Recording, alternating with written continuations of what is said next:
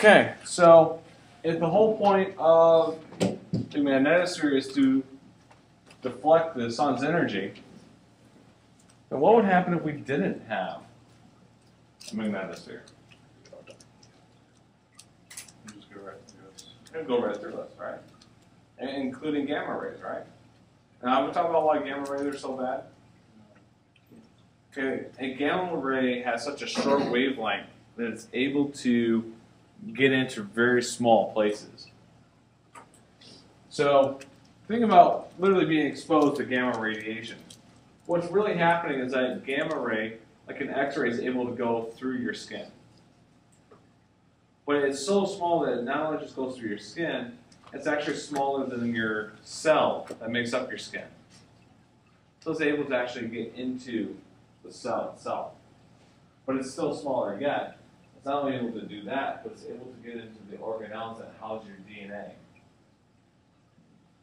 And it's so small that it's actually able to get in and flick out pieces of the DNA strand. And that's why gamma rays so bad actually will go in and will disrupt your DNA sequence. And basically that's what gets us into cancer. And the best way, I'm not sure if you guys understand what cancer really is.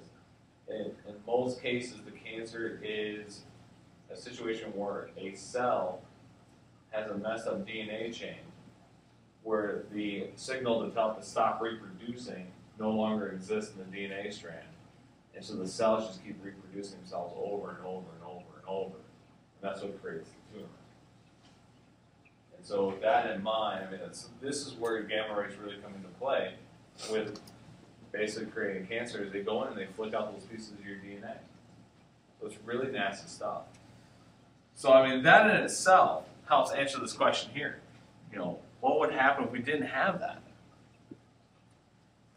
But here's a scarier, for instance. What would happen is those solar winds would come in and they would hit with such force and so much energy that would literally knock away pieces of our atmosphere a little bit by a little bit. Okay, it's like that dandelion, right? Late spring, early summer, starts to get the white fluffy stuff on top, right? Okay, first time you breathe on, does the whole thing fly away? Oh, it's still some left. So that's what's literally happening to our atmosphere. If we didn't have the magnetosphere, the solar winds would be a little bit knocking out the gases of our upper atmosphere. And so our atmosphere would start to thin down quite a bit because of that. And without our atmosphere, what that also would lead us into is a situation where we'd have no water on our planet. Because as that water evaporates, it goes into the atmosphere. Well, now we got water up in our atmosphere, and the solar winds would come in and knock out those water molecules. So without the magnetosphere, we wouldn't have any water on our planet as well. So this leads us into the next question. The fact that we're able to have such a strong magnetosphere helps protect us from that. So think about Mars. Mars is a very weak magnetosphere. So how do you think that has helped create Mars as we know it today? Yeah, it's actually a very thin atmosphere. I mean, ours is quite thin, but Mars is even more thin than Earth's. And that's a lot of it is because of the weak magnetosphere. A lot of Mars' atmosphere has been depleted thanks to the solar energy coming in. And the same thing as to why we don't really see any liquid water on Mars. There's not enough energy to keep it there. So that's one thing that's kind of important about the magnetosphere. It's just a wonderful shield to keep us safe. And then on some of the most strongest solar storms, it will fry out our entire electrical system. So this is a before and after view.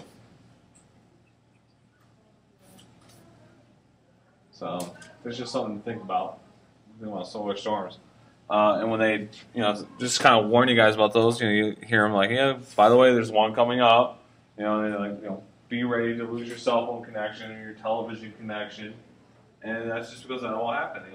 These electrons come in and they disrupt the signal, or they might disrupt the satellites. They can screw up our electrical grids, as we can see here.